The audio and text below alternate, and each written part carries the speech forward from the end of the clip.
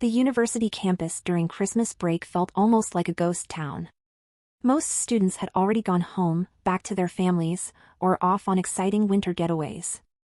As for me, I found myself staying behind this year.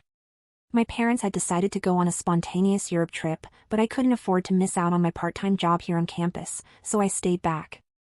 I didn't really mind, I had a few friends staying too, and there were some professors and staff still lingering around, catching up on grading and preparing for the spring semester. Since I had some time on my hands and the holiday spirit was in full swing, I decided I'd get a few small gifts for the people who'd been kind to me this year, my friends and, most importantly, my favorite professor, Leo. Professor Leo Harris was my academic advisor. He wasn't just some boring guy who droned on about literature, he was the type of teacher who genuinely cared about his students. He made classes feel alive, like stepping into the world of the stories we studied. But what really made me admire him was his strength. You see, I'd heard rumors that he'd lost his wife in a tragic accident a few years back. Despite that, he was always calm, supportive, and somehow still full of warmth. I couldn't help but feel drawn to him because of it. So, with a bag of simple presents wrapped in cheerful red and green paper, I set out on my little holiday mission. First stop? Professor Harris's office. I wanted to surprise him with a small token of appreciation, a handmade bookmark I'd crafted, featuring his favorite literary quote from Pride and Prejudice. I was pretty proud of it, actually. It was a chilly afternoon, and the halls were eerily quiet as I made my way through the empty building. When I reached his office door, I noticed a sliver of light escaping from the bottom. It was strange, considering it was so late, but I thought he might be catching up on work. I knocked gently, hoping I wasn't interrupting anything too important. Professor? I called softly, peeking my head through the slightly open door. What I saw next made me freeze. Professor Harris, Leo, was sitting at his desk, but he wasn't grading papers or reading. His broad shoulders were hunched over, and he was staring down at a photograph in his hand. And then, as if time slowed down, I realized what he was doing. His other hand was. I couldn't believe it. I stepped back, but a tiny squeak from my sneakers gave me away. His head snapped up, and his eyes widened in shock. For a split second, we just stared at each other, and then he practically jumped out of his chair, scrambling to adjust himself. His face was flushed crimson, and his voice cracked as he stuttered, "Jessica. I'm so sorry. I didn't." I turned, face burning, already backing out. I'm sorry too. I didn't mean to. No, it's not what it looks like, he said quickly, running a hand through his disheveled hair. I noticed then how tired he looked, like he hadn't been sleeping properly for weeks. He still had the picture in his hand, and his fingers gripped it tightly. I was looking at my wife's photo. I stopped at the doorway, curiosity and confusion battling with the awkwardness hanging between us. Your wife? I asked softly. Leo took a deep breath, his shoulders sagging. Yes. She passed away a few years ago. He closed his eyes, as if struggling to find the right words. I'm so sorry you had to see me like this, Jessica. It's just. I haven't been with anyone since I lost her. The way his voice broke at the end made my heart squeeze painfully. I didn't know what to say. What could I say? My favorite teacher, the one who always seemed so put together, was standing in front of me, utterly vulnerable and broken. I'm sorry, I murmured. It felt so inadequate. I stepped forward slightly, my hand hovering awkwardly at my side. I didn't mean to intrude. Leo managed a weak smile, but it didn't reach his eyes. It's all right. It's been a tough few years, Jessica. I try to stay professional, but sometimes, he looked down at the photograph again, a beautiful woman with a radiant smile stared back at us, her eyes full of life. Sometimes I just miss her so much. The raw emotion in his voice made me ache for him. I didn't know how to comfort him, so I did the only thing I could think of, I handed him the small wrapped gift I'd brought. This is for you, I said softly. It's not much, but I just wanted to say thank you. For being a great teacher and, just for everything. He blinked, clearly taken aback. Slowly, he took the gift from my hands, his fingers brushing mine for the briefest moment. Jessica, you didn't have to. Thank you. He carefully unwrapped it, his eyes widening as he saw the handmade bookmark. You made this? Yeah, I said, smiling shyly. I remembered you liked that quote. For the first time since I'd walked in, his smile seemed genuine. This is really thoughtful, Jessica. Thank you. He paused, looking down at the bookmark and then back at me. I appreciate it. And I'm sorry for earlier. I really didn't mean for you to see me like that. I shook my head quickly. It's okay. Really, it is. We stood there for a moment, the air between us still heavy, but now there was something else there too, an understanding, maybe. A silent acknowledgement of the pain he carried and my unexpected glimpse into his private world. Eventually, I left, wishing him a quiet, Merry Christmas, before slipping out of his office and practically running down the hall. My heart was pounding, and I couldn't get the image of his haunted expression out of my head. I tried to push the incident aside as I went about the rest of my day, delivering the other small gifts to my friends. They were happy to see me, and I managed to get into the festive spirit as we laughed and shared stories. But even as I sat surrounded by my friends, sipping hot cocoa and trading jokes, Professor Harris's face kept drifting into my mind. Why did he have to be so human? So real and, dare I say it, attractive? I'd always known he was a handsome man, tall, broad-shouldered, with dark hair just starting to show hints of gray. But now that I'd seen this more vulnerable side of him, I couldn't stop thinking about him. And the way he'd looked at me when I handed him that gift. I shook my head, trying to banish the thoughts. What was I doing, fantasizing about my professor like some infatuated teenager? But as the evening wore on, I made up my mind. I'd go see him again, just to check on him, I told myself. Maybe bring him something nice to eat or drink. After all, he was alone during the holidays. I couldn't leave him like that. So, later that night, I found myself standing outside his office again, my heart beating a mile a minute. I raised my hand to knock, but before I could, the door opened. Leo stood there, blinking at me in surprise. He looked more relaxed now, dressed casually in a sweater and jeans, and there was a glass of wine in his hand. Jessica? He sounded puzzled but not displeased. What are you doing here? I smiled nervously, holding up a small bag I'd filled with Christmas cookies. I, thought I'd bring you something. You know, since you're spending Christmas here too. His face softened. That's very sweet of you. Thank you. He glanced behind him, then back at me. I was just, watching a movie. Would you like to join me? It was such an unexpected invitation that I hesitated. Oh, I don't want to intrude. No, please, he insisted. I'd love the company. Before I knew it, I was sitting on the small couch in his office, a glass of wine in my hand, while a classic black-and-white romance played on his laptop. It felt strangely intimate, the two of us sitting so close, sharing quiet comments about the film. I found myself laughing, genuinely enjoying his presence. And then, after a couple of glasses of wine, the atmosphere shifted. We were no longer just watching a movie. The way he looked at me felt different. His eyes lingered on mine, and when I smiled, he smiled back softly, his gaze dropping to my lips. My heart hammered in my chest. Jessica, he murmured, his voice low. I don't know if this is appropriate, but... Yes?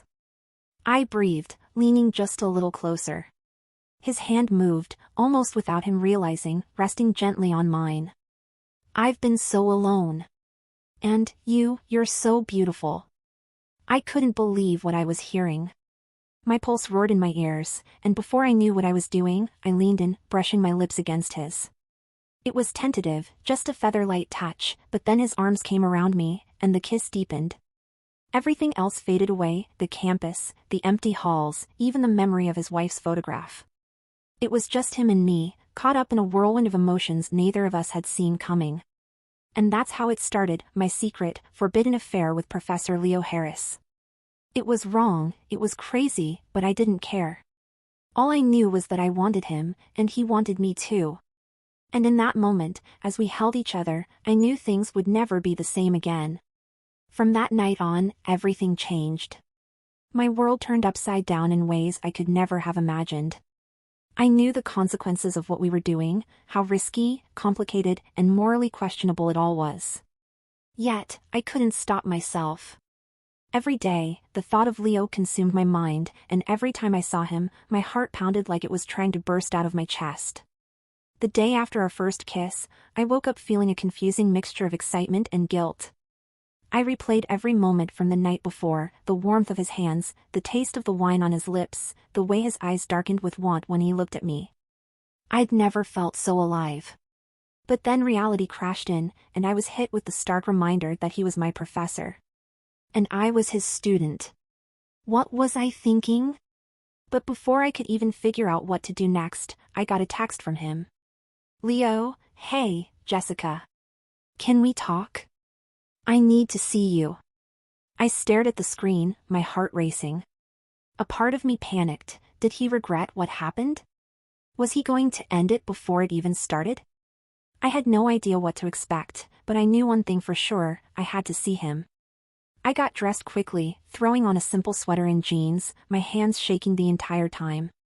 When I reached his office, the door was already slightly ajar, as if he'd been waiting for me. I took a deep breath and stepped inside. Leo was pacing, his expression tense. When he saw me, he stopped, his eyes softening slightly. Jessica, he said quietly. Hi, I whispered, feeling small and uncertain under his gaze. You, wanted to talk? He nodded slowly, running a hand through his hair. Yeah. About last night. He took a step closer, and then another, until he was standing right in front of me. God, I don't even know where to start. I shouldn't have, he broke off, his jaw clenching. I shouldn't have kissed you, Jessica. I felt my heart drop. You regret it? No. The word burst out of him, surprising both of us. He sighed, shaking his head. No, I don't regret it.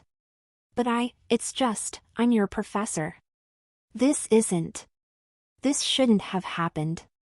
But it did, I murmured, meeting his eyes. And I don't regret it either. For a moment, neither of us spoke. We just stood there, caught in this confusing, intense pull that seemed to draw us closer together despite all the reasons it shouldn't. Finally, he reached out, his fingers brushing my cheek gently. Jessica, he said softly. You're beautiful. You're smart. And you're so good. You deserve someone who can be there for you, someone who isn't broken and haunted by the past. Someone who's not your teacher. I swallowed hard, my chest tightening. But I want you, I whispered. I don't care about all that. I want you, Leo. His breath hitched, and for a second, I thought he was going to kiss me again. But then he stepped back, his expression torn. We can't, he said, his voice rough. It's not fair to you. And if anyone found out. He didn't need to finish. I knew exactly what he meant. We'd both get in trouble. He could lose his job. I could get expelled. It would ruin everything for both of us. But even knowing that, I couldn't bring myself to walk away. Leo, I said quietly, stepping closer. No one has to know. It can be our secret. Please, don't push me away. He looked at me for a long time, his gaze searching mine. I held my breath, hoping, praying he wouldn't send me away. Finally, he let out a long, shaky sigh. Okay, he whispered. Okay. But we have to be careful, Jessica. No one can know. Not a single soul. I nodded, relief flooding through me. I promise, I breathed. It'll just be between us. And with that, it was settled. Our secret. Our forbidden, dangerous secret. The weeks that followed were a whirlwind of stolen moments and hidden glances. We couldn't see each other openly on campus, so we started meeting at his house instead. It felt surreal, sneaking away to spend time with him, learning more about the man behind the professor. Every time I stepped into his home, it was like entering a different world, a private world that was just ours. His house was small and cozy, filled with bookshelves lined with every genre imaginable. But there was also a lingering sadness to the place. Photos of his wife still adorned the walls, her bright smile a ghostly reminder of what he'd lost. He never talked much about her, but sometimes, I'd catch him looking at one of the pictures with a faraway expression, and I knew, no matter how much he cared for me, a part of him would always belong to her. But I didn't let that stop me. I was falling for him, harder and faster than I ever thought possible. And when he looked at me with that intense, smoldering gaze, I knew he was falling too. One evening, after a long day of classes, I showed up at his place unannounced. He looked surprised to see me, but there was no mistaking the spark of happiness in his eyes. "Jessica," he said, a slow smile spreading across his face. "What are you doing here?" I grinned, holding up a bottle of wine. "I thought we could have a little Christmas celebration. Just the two of us." He raised an eyebrow, but there was a playful light in his gaze. "You're going to get me in so much trouble," he murmured, stepping aside to let me in. "Only if we get caught," I teased, kicking off my shoes and making myself comfortable on his couch. He chuckled softly, sitting beside me. We opened the wine, and as we drank, the tension that had been building between us all day melted away. We talked about everything, our favorite books, movies, dreams, regrets. I felt like I could tell him anything. He made me feel safe, cherished in a way I'd never experienced before. And then, as the wine flowed and the conversation slowed, that familiar, electric pull sparked between us again. "Leo," I murmured, shifting closer until our knees were touching. "Do you ever think about us?" His eyes darkened, and he set his glass down, leaning in until his face was inches from mine. "Every day," he breathed. "Every damn day." I shivered, my pulse racing. I want more, Leo. I don't want to hide." His gaze softened, and he cupped my cheek gently. "I know, sweetheart. But we have to be careful. Just until the end of the semester, okay? Then we can figure things out. Promise?" I whispered. He nodded slowly, his thumb brushing my lower lip. "I promise." And then he kissed me, slowly, deeply, like he was trying to memorize every inch of my mouth. I melted against him, my hands tangling in his hair as I poured everything I felt into that kiss, all the longing, the need, the hope that somehow, against all odds, this would work out. When we finally broke apart, we were both breathing hard, our foreheads pressed together. "I'm crazy about you, Jessica," he murmured, his voice husky. "You have no idea." I smiled, brushing my lips against his. "I think I do." We spent the rest of the evening wrapped up in each other, talking and laughing and kissing until the early hours of the morning. By the time I left, my heart felt lighter than it had in weeks. For the first time, I dared to hope that maybe, just maybe, this could turn into something real. But of course, life is never that simple. The first crack in our secret came just a few days later. I was walking across campus, heading to class, when I saw one of my friends, Laura, staring at me with a strange expression. She was a sweet girl, a bit of a gossip, but harmless overall. Still, the way she looked at me made my stomach twist. "Hey, Jess," she called, catching up to me. "What's up?" "Not much," I replied, forcing a smile. "Just, classes and stuff." "Uh-huh." She raised an eyebrow, glancing around conspiratorially before lowering her voice. "So, I heard a weird rumor. About you and Professor Harris." My heart stopped. "What?" I squeaked, trying to keep my voice steady. "What are you talking about?" She shrugged, her eyes narrowing slightly. "I don't know. Someone said they saw you leaving his office late the other night. Alone." I swallowed hard, my mind racing. Had someone seen us? How? We'd been so careful. That's crazy," I said quickly, trying to laugh it off. I was just dropping off some notes, that's all. Laura didn't look convinced. Uh-huh. Well, you might want to be careful. You know how people love to talk. I will, I assured her, my smile tight. Thanks. But as I walked away, my heart hammered in my chest. If people were already starting to suspect, it was only a matter of time before someone figured out the truth. And then what? Would they report us? Would Leo get fired? Panic bubbled up inside me, but I pushed it down. No. We just have to be more careful. We could still make this work. We had to. But deep down, a tiny voice whispered that things were starting to spiral out of control. And I didn't know how to stop it. Laura's comment lingered in my mind long after our conversation ended. I tried to shake it off, convincing myself it was just a random misunderstanding. After all, it wasn't like we'd been doing anything inappropriate where people could see.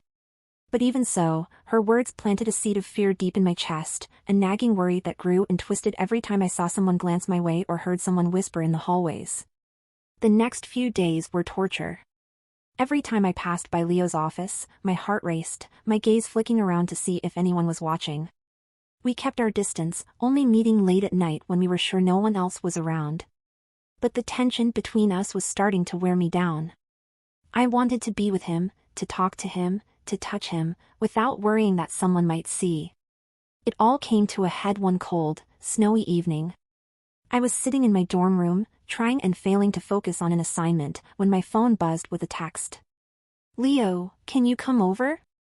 I need to see you. My heart leapt. We'd been so careful lately, barely even texting for fear that someone might notice. For him to ask me to come over like this. Me, are you sure it's safe? He replied almost instantly. Leo, yes. Please, Jess. I miss you. That was all it took. I threw on a jacket and slipped out of the dorm, my pulse racing as I made my way to his house. The snow crunched softly under my boots, and my breath puffed out in little clouds. The campus was quiet, only a few scattered students wandering around. I kept my head down, pulling my scarf up to hide my face. When I reached his place, Leo was waiting at the door, his expression tense. He pulled me inside quickly, shutting the door behind me. Jessica, he murmured, his hands coming up to cup my face. I'm so sorry. I didn't want to pull you into this, but... He trailed off, his thumb brushing gently over my cheek. I leaned into his touch, my heart aching. What's wrong? I whispered. He sighed, his eyes closing briefly. There's been talk. In the department. Someone mentioned seeing us together. I froze, my stomach twisting painfully. What? But we've been so careful. I know, he said softly, his gaze dark with worry. But rumors spread fast, and now. I'm under a lot of scrutiny. Fear shot through me. Are they going to fire you? I don't know, he admitted. Right now, it's just whispers. Nothing concrete. But if they find out for sure... I felt like the ground was crumbling beneath my feet. This was exactly what I'd been afraid of. If they found out, Leo would lose everything, his job, his career, his reputation. And I'd lose him. What are we going to do? I asked, my voice trembling. He pulled me closer, wrapping his arms around me tightly. We're going to be more careful, he said firmly. We'll lay low. Just until things blow over. I can handle this, Jess. I'm not going to let them take you away from me. His words should have reassured me, but all I felt was dread. I wanted to believe him, to trust that everything would be okay. But deep down, I couldn't shake the feeling that this was only the beginning. We spent the rest of the evening curled up on his couch, holding each other in silence. There were no kisses, no soft words of love, just a desperate clinging to each other, like we were both afraid that if we let go, we'd lose everything. The days that followed were agonizing. We barely saw each other, and when we did, it was only for a few fleeting moments, stolen glances in the hallway, quick touches when no one was looking. I felt like I was suffocating, trapped in a world where every move had to be calculated, every word measured. Then, just when I thought things couldn't get worse, they did. It happened one afternoon, just after one of my classes. I was packing up my things when Laura appeared beside me, her expression tight. "Hey, Jess," she said quietly. "Hey," I replied, forcing a smile. "What's up?" She glanced around, then leaned in closer. "Can we talk? In private?" My stomach dropped. I knew that tone. Something was wrong. Sure, I said, following her out into the hallway. We found a quiet corner, and I turned to her, my heart pounding. "What's going on?" She took a deep breath, her gaze serious. I heard something today. About you. And Professor Harris." Panic shot through me. "What did you hear?" "People are talking, Jess," she said, her voice low. They're saying you two are having an affair." I felt like I'd been punched in the gut. "That's ridiculous," I said quickly, trying to keep my voice steady. We're just friends," she finished, raising an eyebrow. "Jess, come on. I'm not stupid. I've seen the way you look at each other. And now people are starting to notice." I opened my mouth to protest, but no words came out. She was right. We tried so hard to hide it, but clearly, we hadn't been careful enough. "Look," Laura said softly, her expression softening. "I'm not trying to judge you or anything. I'm worried. If this gets out, it could ruin you. You know that, right?" I nodded slowly, my throat tight. "I know." "Then you need to end it," she said firmly. "Before it's too late." The words hit me like a sledgehammer. End it? With Leo? The thought was unbearable. I couldn't imagine not being with him, not seeing him, not feeling his arms around me. But if I didn't? I'll think about it, I whispered, barely able to get the words out. She sighed, reaching out to squeeze my hand gently. "Please, Jess. Just be careful." And then she was gone, leaving me standing there, shaken and terrified. For the next few hours, I wandered around campus in a daze, my mind spinning. Could I really do it? Could I end things with Leo? Was that the only way to keep us both safe? I didn't have an answer. All I knew was that I needed to see him. That evening, I showed up at his house again, my heart heavy. Leo looked surprised to see me, but he welcomed me in with a soft smile. "Hey," he murmured, pulling me into his arms. "What's wrong?" I buried my face in his chest, breathing in his familiar scent. "Leo," I whispered, my voice trembling. "People are talking." "Laura," she said.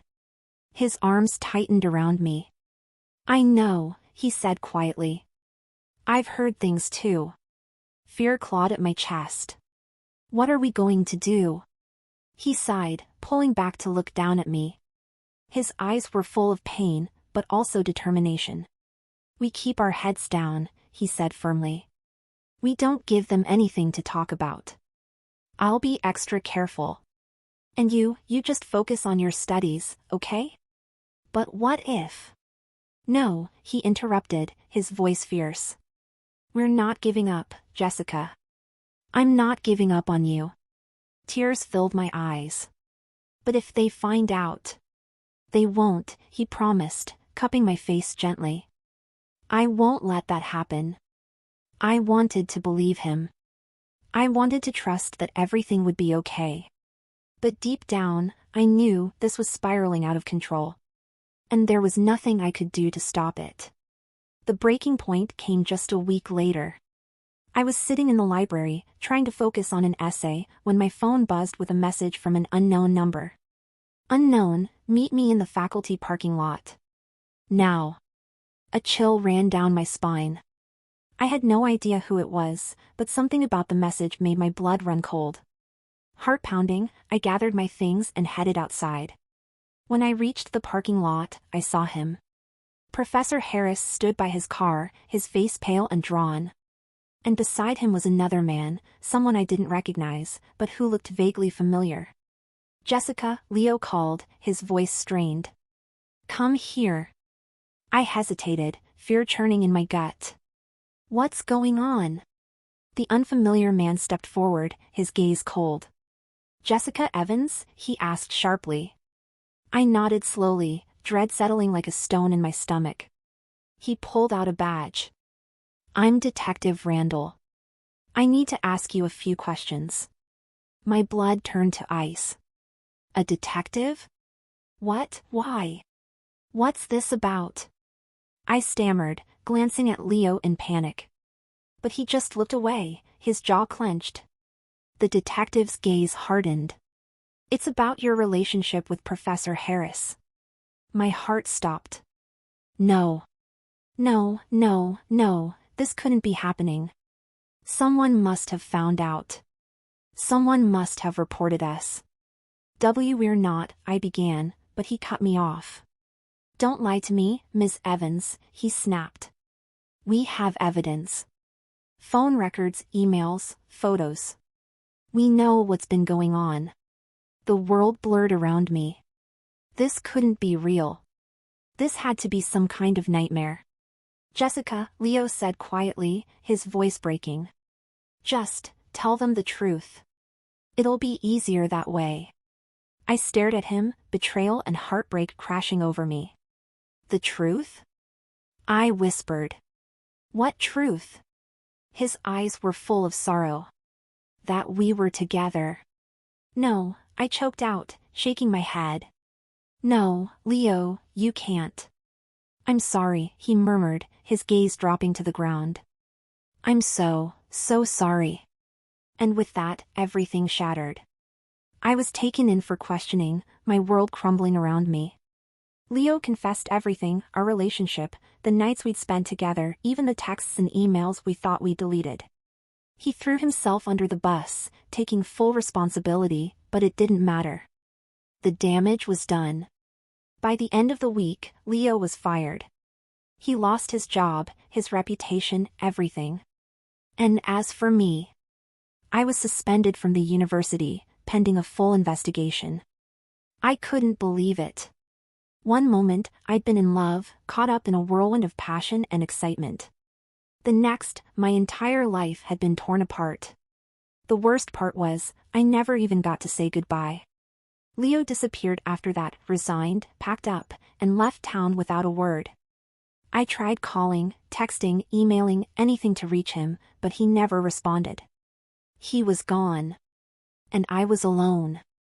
Looking back, I don't know what I expected. I should have known it would end like this. I should have seen the signs, the warnings. But I didn't. I was young, naive, blinded by love and lust and a desperate need for something I couldn't even define. Now, months later, I'm still picking up the pieces. I've been reinstated at the university, but everything's different. People look at me differently, whisper behind my back, judge me for what happened. I try to ignore it, to focus on my studies, but it's hard.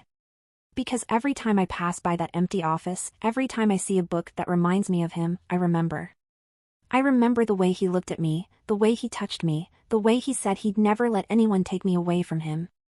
And I wonder if, somewhere out there, he's thinking of me too. Because no matter what anyone says, no matter how it ended, I still love him. And I don't know if that will ever change.